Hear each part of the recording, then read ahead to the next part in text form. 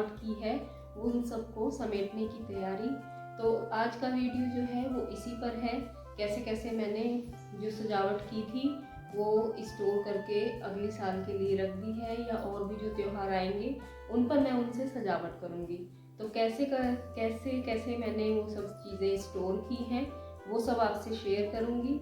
और वीडियो पसंद आए तो प्लीज़ लाइक ज़रूर कीजिएगा, और अगर आप मेरे चैनल पर नए आए हैं तो प्लीज़ मेरे चैनल को सब्सक्राइब कीजिएगा।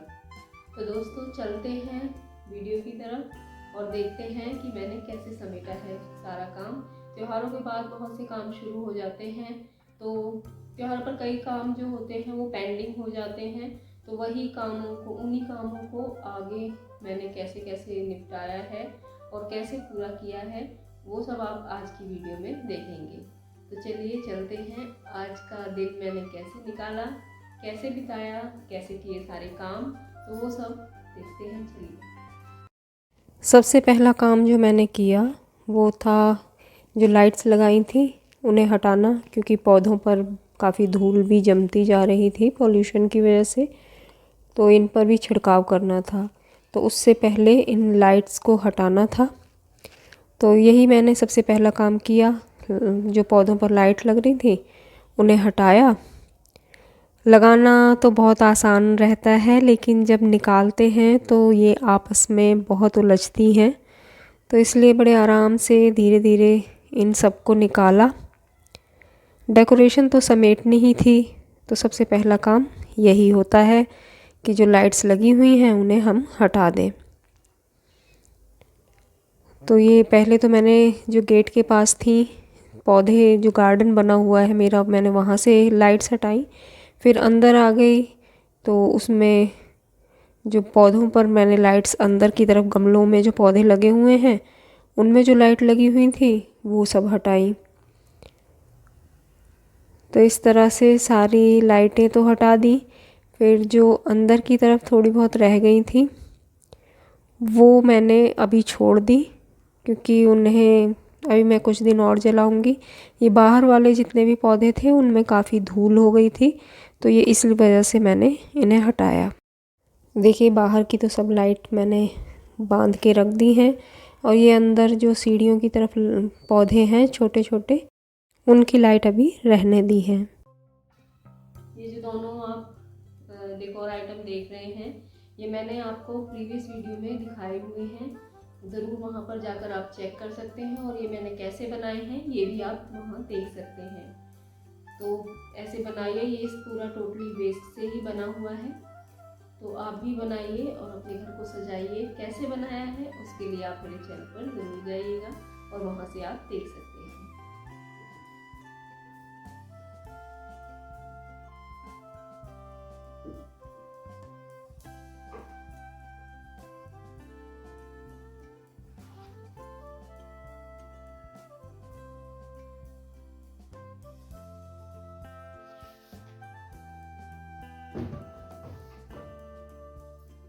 मैं दीवार पर हैंग करूं या यहीं पर रखूं, क्या करूं ये मुझे आप ज़रूर बताइएगा कमेंट में।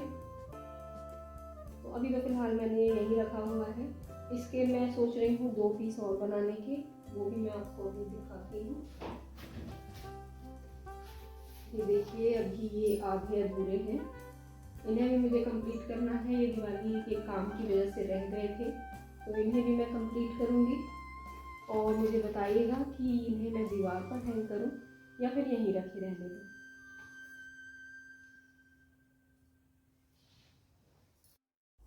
फिर जो सेकंड काम था वो किया मैंने कपड़ों को समेटने का। त्योहारों पर बहुत सारे कपड़े निकल आते हैं और वो जल्दबाजी में तो ऐसे ही अलमारी में रख दिए जाते हैं। उसके बाद फिर आराम से मैंने त्यौहार निपटाने के बाद रखे ये सब नए कपड़े अपने उठाकर, जो मैंने त्योहारों पर पहने थे और बच्चे ने जो पहने थे वो सब मैंने समेट कर एक जगह अच्छे से रख दिए। और देखिए ये वो साड़ी है जो मैंने भैया दूज पे पहनी थी, मैंने उस पर वीडियो नहीं डाली, तो वो साड़ी मैं आपको दिखा देती हूँ। ये है वो सिल्क बनारसी साड़ी है ये, और ये इसका ब्लाउज़ है। ये पहनने के बाद बहुत ही सुंदर लगती है साड़ी। कभी पहनूंगी तो आपसे शेयर ज़रूर करूंगी। तो इसे बड़े हिफाजत के साथ रखना पड़ता है ताकि इसकी जो ज़री है वो ख़राब ना हो। तो इसे मैं पेपर में अच्छे से फ़ोल्ड करके और तब पैक करके और कपड़े के थैले में रखती हूँ, पॉलीथिन में नहीं रखती। तो इस तरह से मैंने इसे भी किया पैक और रख दी। फिर ये साड़ी भी तैयार करके नेक्स्ट अपने किसी ओकेज़न के लिए।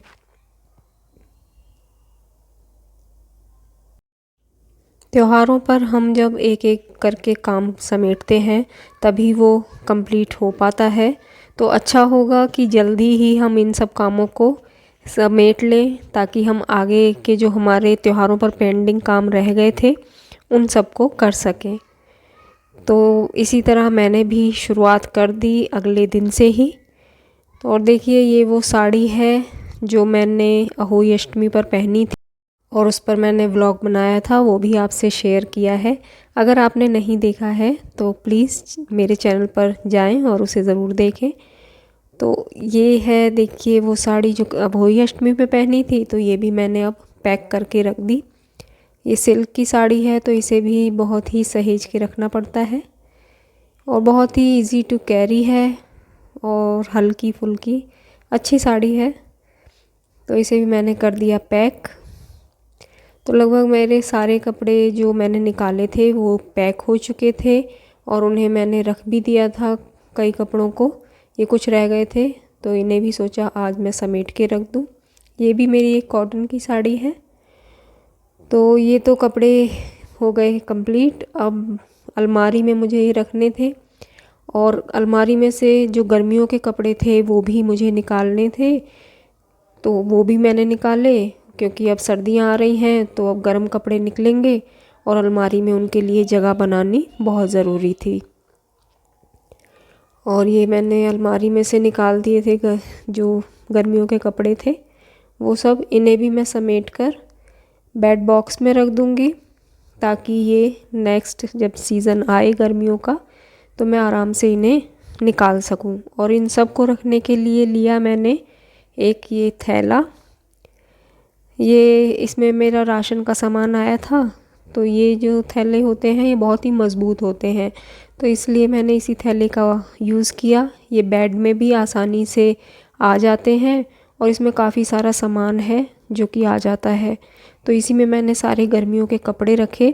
अभी कुछ और कपड़े रहते हैं जो धो के डाले हुए हैं, वो भी जब सूख जाएंगे तो उन्हें भी मैं तैयार करके और इसी में पैक कर दूंगी और इसे रख दूंगी बेड के अंदर। तो ये आराम से अगले सीज़न तक के लिए रखे रहेंगे।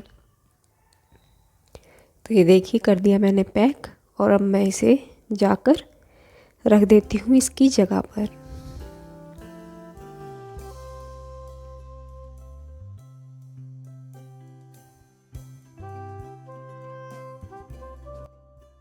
ये जो थैला है ना काफ़ी मजबूत है, इसमें कितना भी सामान रख दो और वो सब बहुत सारा सामान इसमें आ जाएगा। तो बस उठाया मैंने और चली गई इसे रखने।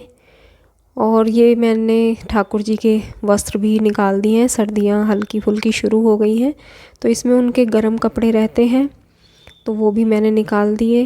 भाई ठाकुर जी की भी तो चिंता करनी है ना। तो ठाकुर जी के भी कपड़े निकल गए अब सर्दियों के। अब कल से वो भी गर्म कपड़े पहनने शुरू कर देंगे। ये है वो डेकोरेशन जो मैंने टीवी यूनिट के ऊपर की थी। तो अब इसे भी मैं समेट कर रख दूँगी। काफ़ी दिन तक ये भी रही है और जिसमें मैंने मनी प्लांट लगाया हुआ है बोल में, उस पर भी काफ़ी धूल जमने लगी थी। तो ये सब तो उठाना ही था, त्योहार क्योंकि हो चुके हैं अब ख़त्म। तो फिर से अगली तैयारी के लिए इन्हें हटाकर फिर आगे देखेंगे कि नेक्स्ट जो त्यौहार हमारे आएंगे उनमें कैसे डेकोरेशन करनी है।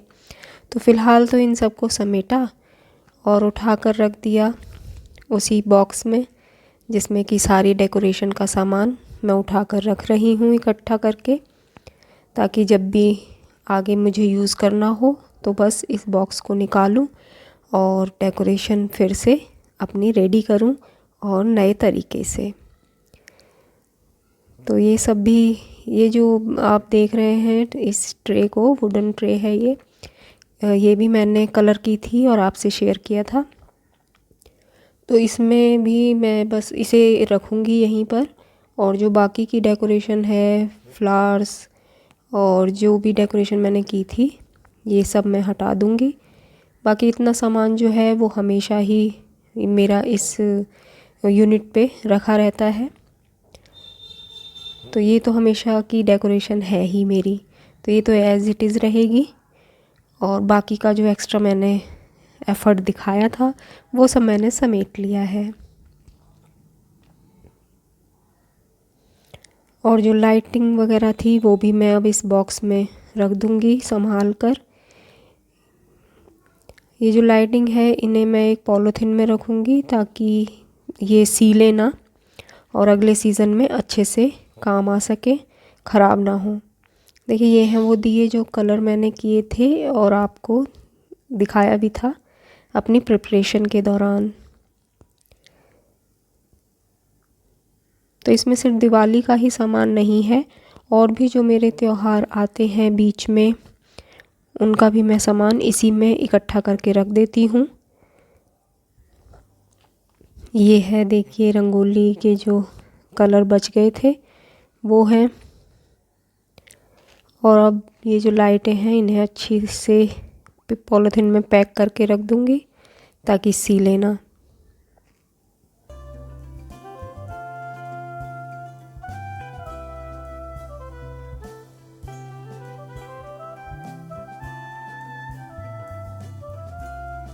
अभी एक लाइट जो है वो बाहर रह गई है, तो उसे अभी मैं कुछ दिन वहीं पौधों के ऊपर जलाऊंगी। वो आपसे पहले शेयर कर चुकी हूँ, तो वो उसे मैं रखूँगी बाद में। तो फ़िलहाल जितना जो सामान है वो सब मैंने पैक कर दिया और अब इसे ले जाकर रख दूँगी मैं स्टोर में।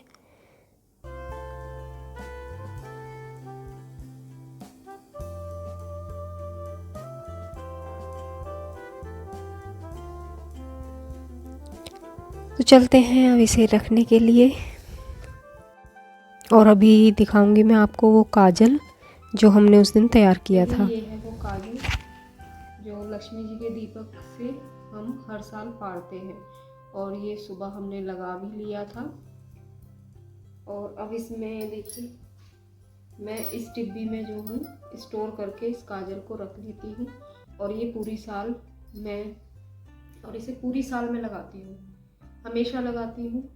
और आज भी देखिए मैंने यही काजल लगाया हुआ है। तो ये जो काजल होता है ये आँखों के लिए बहुत ही अच्छा होता है। सूखा होता है, आँखों में गड़ता है, लेकिन जो गंदगी होती है आँखों की उसे निकाल देता है, और काफ़ी अच्छा काजल रहता है, घर का बना है। और इसमें कई लोग इसे बनाने के लिए इसमें सरसों का तेल, सरसों के तेल में नीम की जो कोमल पत्तियाँ होती हैं उन्हें उबालकर, कुछ कपूर डालकर, और इस तरह से भी काजल को बनाते हैं। लेकिन मैं इसे ऐसे ही रफली ही यूज़ करती हूँ, और ये फैलता भी नहीं है। जबकि जो तेल हम इसमें अगर मिला लेंगे तो वो काजल थोड़ी देर बाद आँखों के नीचे फैलने लगता है, लेकिन ये कभी नहीं फैलता, ये एज इट इज़ ऐसे ही रहता है। और जब आप सो जाते हैं और सुबह उठते हैं तो पता ही नहीं चलता कि आपने काजल लगाया हुआ था। तो इस तरह से आप भी पार सकते हैं हर साल। और या फिर अगर अर्जेंट में भी करना है तो सरसों का दीपक जलाइए, उसके ऊपर कोई स्टील का बर्तन रखिए और थोड़ा सा काजल निकाल लीजिए। तो देखिए ये है हर्बल काजल, घर का बना हुआ। इसमें मैं दिखाऊँ आपको पिछले साल का भी, देखिए अभी भी चल रहा है मेरा ये काजल। तो इसमें इसी में मैं इसे पलट लूँगी।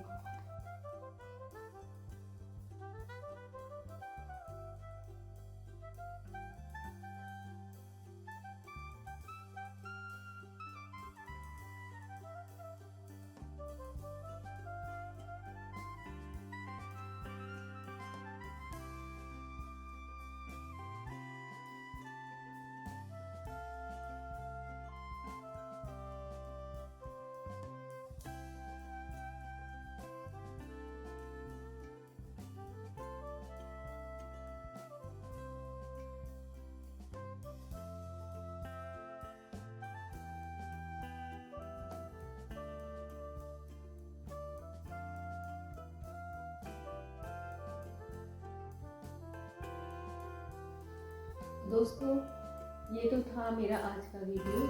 आई होप आपको पसंद आया होगा। कैसा लगा मुझे ज़रूर बताना, और अगर पसंद आया है तो प्लीज़ लाइक ज़रूर करना, और अगर आप मेरे चैनल पर पहली बार आए हैं तो प्लीज़ मेरे चैनल को सब्सक्राइब करना। मिलती हूँ आपसे नेक्स्ट वीडियो में, तब तक के लिए okay friends, thank you and bye bye.